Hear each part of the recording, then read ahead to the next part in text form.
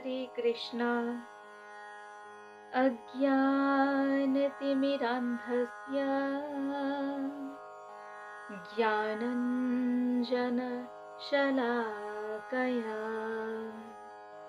चक्षुरुन्मीलितं येन तस्मै श्री गुरवे नमः। वञ्चाकल्पतरुभ्यश्च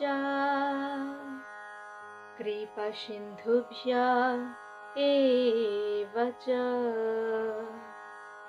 पतितानां पावनेभ्यो वैष्णवेभ्यो नमो नमः।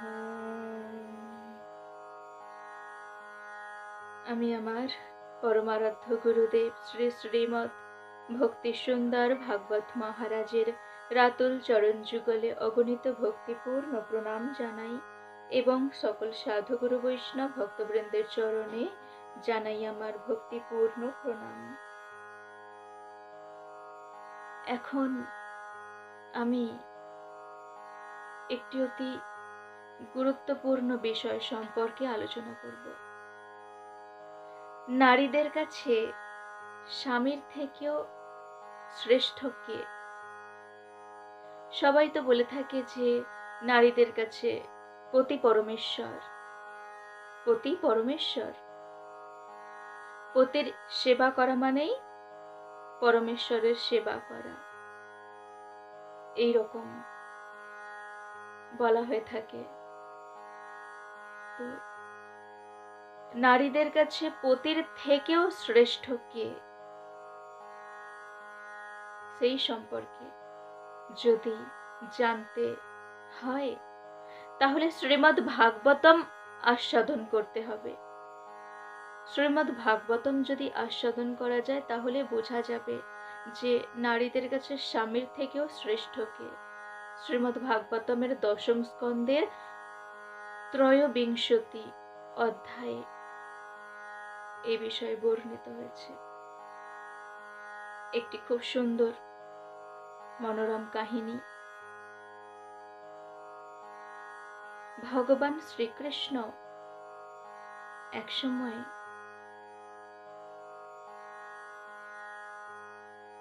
দাদা বলরামের সাথে গোপ বালকদের সঙ্গে নিয়ে গোচারণ করতে গেছেন।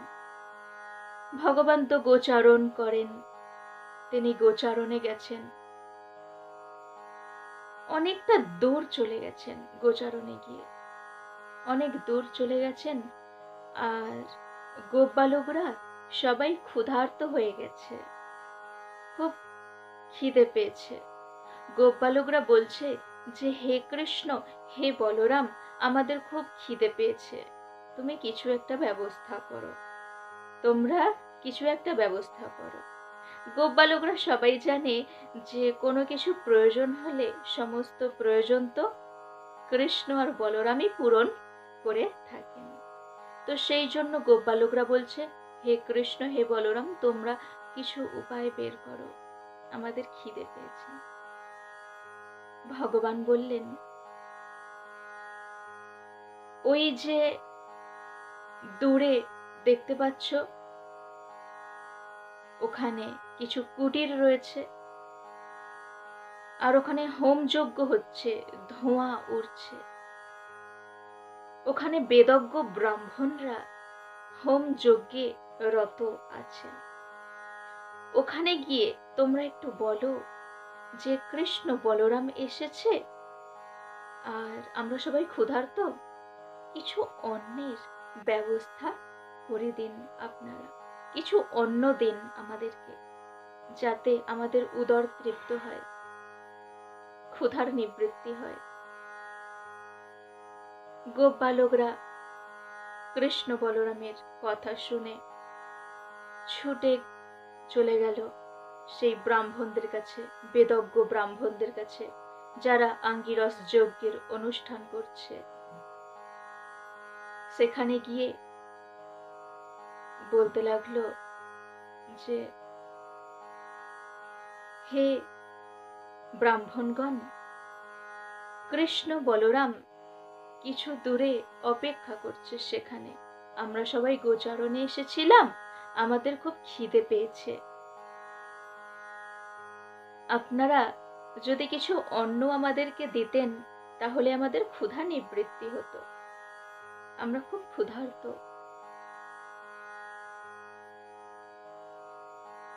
গোপবালকদের কথা শুনে ব্রাহ্মণরা কর্ণপাতই করল না। কর্ণপাত না করে নিজেদের কাজেই ব্যস্ত রইল।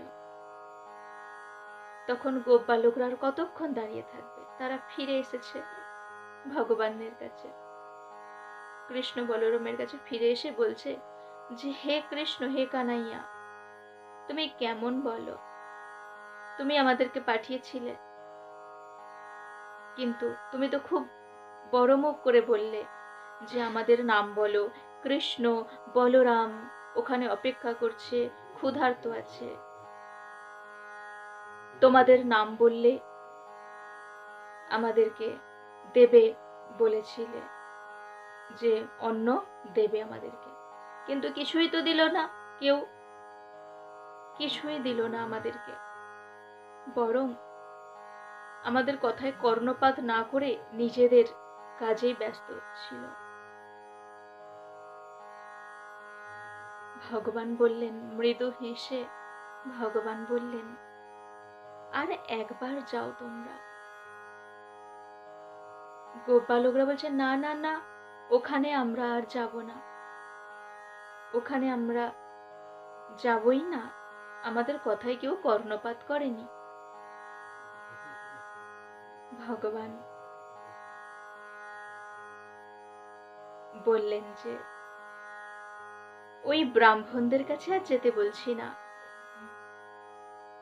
তোমরা ব্রাহ্মণ পত্নীদের কাছে যাবে, ব্রাহ্মণ পত্নীদের কাছে গিয়ে বলবে যে কৃষ্ণ বলরাম অপেক্ষা করছে ক্ষুধার্ত অবস্থায়, একটু অন্ন প্রদান করুন।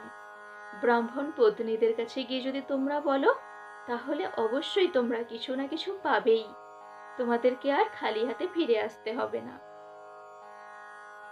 তখন ভগবানের কথা শুনে আবার গোপালকরা, যেদিকে ব্রাহ্মণ পত্নীরা আছে গৃহের মধ্যে, সেই দিকে ব্রাহ্মণ পত্নীদের কাছে গিয়ে গোপালকরা বলছে যে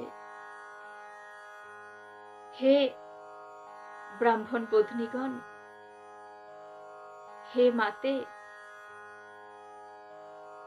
আমাদের কৃষ্ণ কানাইয়া দূরে অপেক্ষা করছে ক্ষুধার্ত অবস্থায়, ওই যে বনের মধ্যে অবস্থান করে আছে ক্ষুধার্ত অবস্থায়, আমাদেরকে কিছু অন্ন দিন, আমরা সবাই ক্ষুধার্ত, ক্ষুধা নিবারণের জন্য কিছু অন্ন দিন।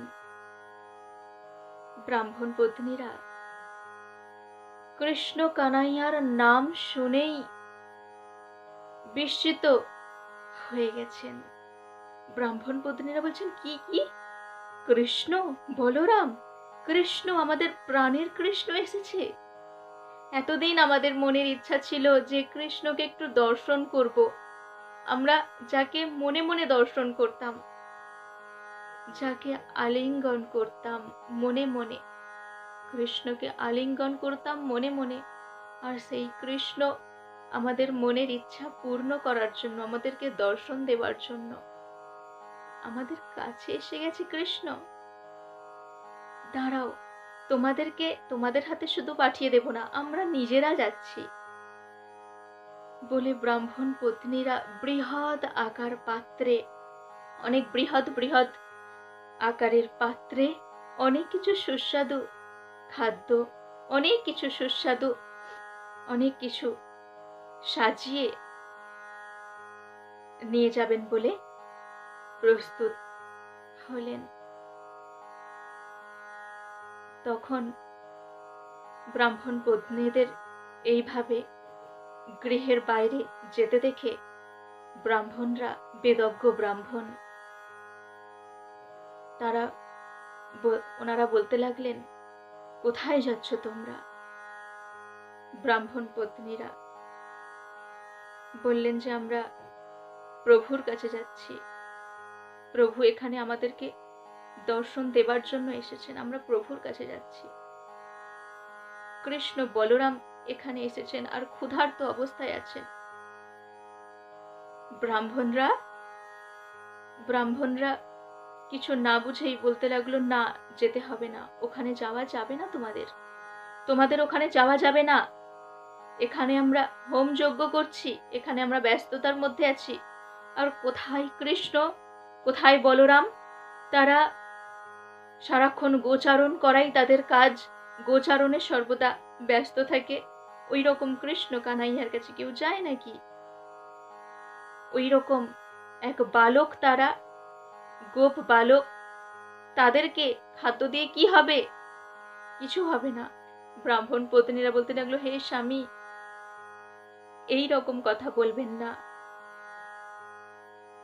কৃষ্ণ আমাদের সকলের প্রভু, আমরা অনেক দিন থেকে অপেক্ষা করে আছি কৃষ্ণকে দর্শন করার জন্য। প্রভু আমাদের মনের ইচ্ছা পূরণ করার জন্যই তিনি এখানে এসেছেন, আমাদের মনের ইচ্ছা পূরণ করার জন্য। হে স্বামী, আপনারা এই রকম বলবেন না। সমস্ত রমণীরা ক্রন্দন করতে লাগলেন। তখন ব্রাহ্মণরা কিছুতেই যেতে দিচ্ছে না। ব্রাহ্মণরা বলছে যে যেতে পারো এখান থেকে, কিন্তু ওই মুখ নিয়ে আর এখানে ফিরে আসবে না, সমস্ত সম্পর্ক ছিন্ন করে তবেই যেতে হবে।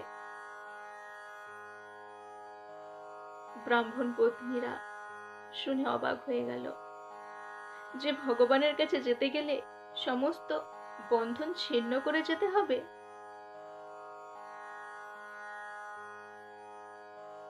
ব্রাহ্মণ পত্নীরাও বলতে লাগলো যে ঠিক আছে,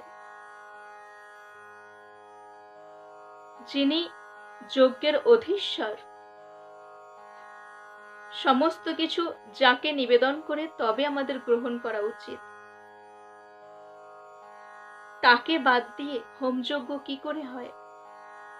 আর তিনি ক্ষুধার্ত অবস্থায় এখানে আছেন, তাকে ক্ষুধার্ত অবস্থায় রেখে আমরা হোমযজ্ঞ করব? হোমযজ্ঞ করে কি হবে? হোমযজ্ঞ কোনো কিছু কাজে লাগবে না যদি শ্রীকৃষ্ণ এখানে ক্ষুধার্ত অবস্থায় থাকেন। আমরা সমস্ত বন্ধন ছিন্ন করতে রাজি আছি, কিন্তু আমরা যাবই, কৃষ্ণর কাছে আমরা যাবই।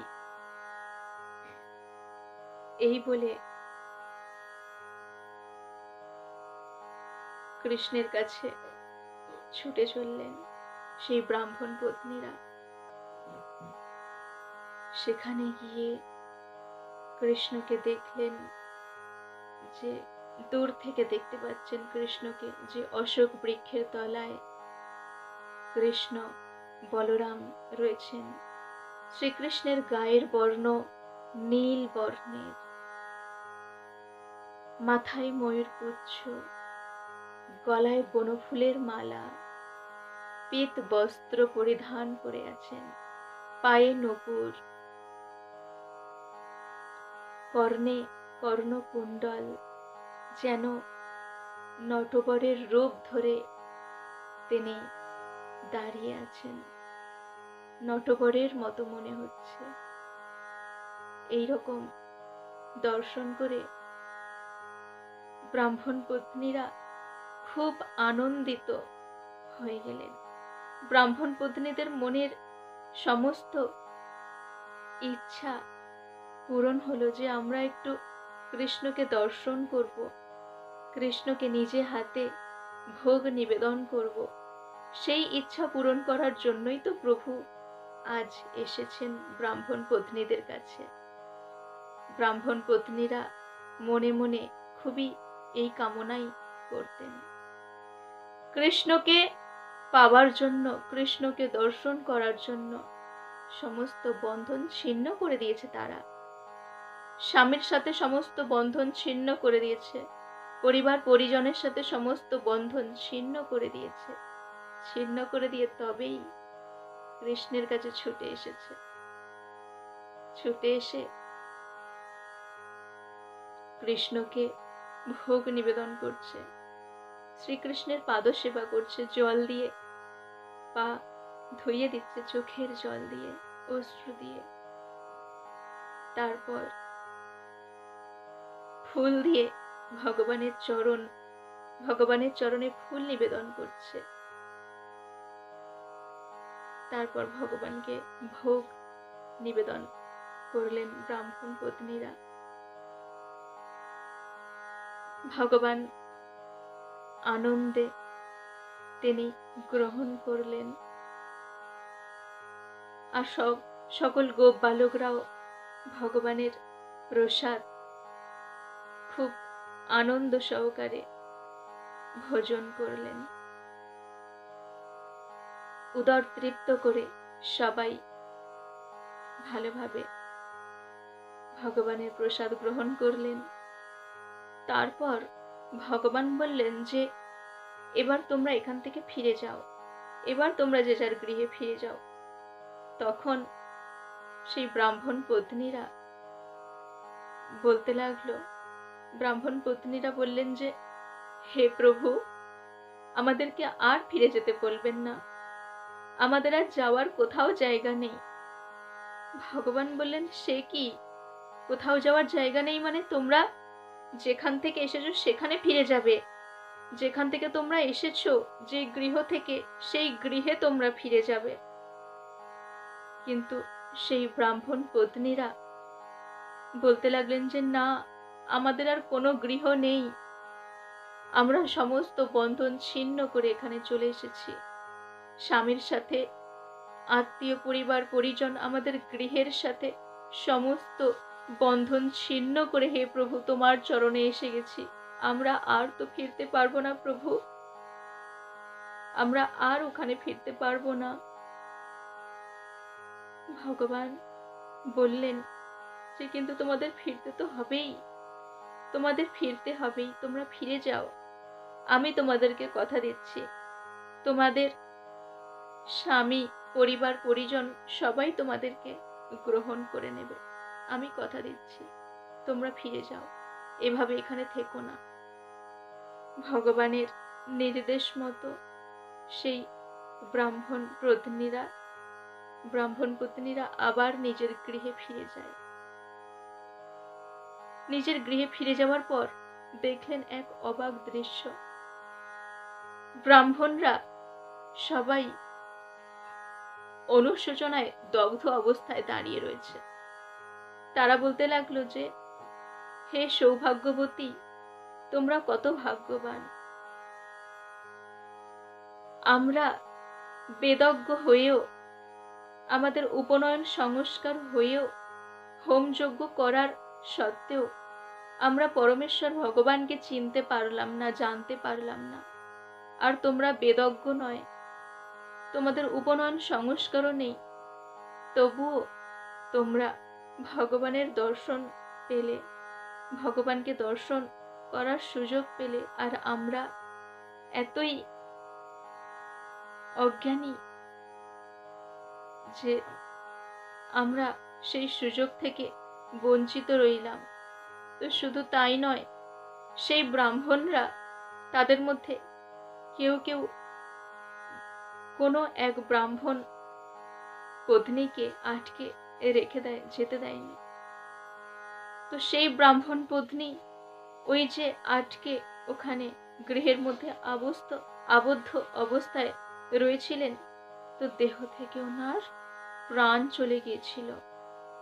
শুধু নিথর দেহ পড়ে রয়েছে, কিন্তু দেহ থেকে প্রাণ নির্গত হয়ে গেছে। দেহ থেকে প্রাণ নির্গত হয়ে ভগবানের কাছে পৌঁছে গেছে। তো সেই জন্য নারীদের কাছে স্বামীর থেকেও শ্রেষ্ঠ ভগবান শ্রীকৃষ্ণ। ভগবান শ্রীকৃষ্ণের জন্য সমস্ত বন্ধন ছিন্ন করা যায়। যদি স্বামীরা ভক্তিপথে বাধা সৃষ্টি করে, তাহলে সমস্ত বন্ধন ছিন্ন করা দরকার।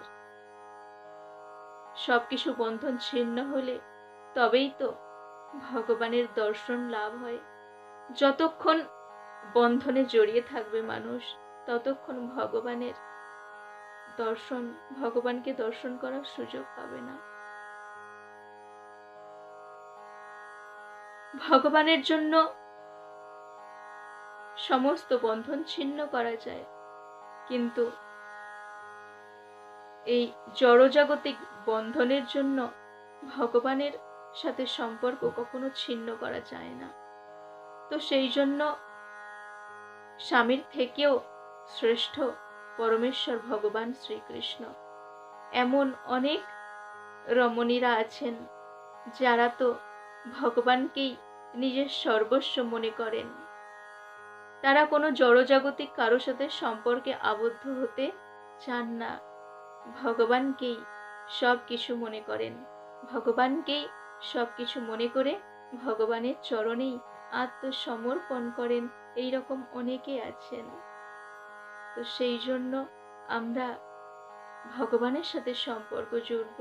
ভগবানের সাথে সম্পর্ক জোড়ার পথে কেউ যদি বাধা সৃষ্টি করে, তাহলে তার সাথে সম্পর্ক ছিন্ন করাই শ্রেয়। সবাই আপনারা আমার সাথে বলুন, হরে কৃষ্ণ কৃষ্ণ কৃষ্ণ হরে হরে, হরে রাম রাম রাম হরে হরে।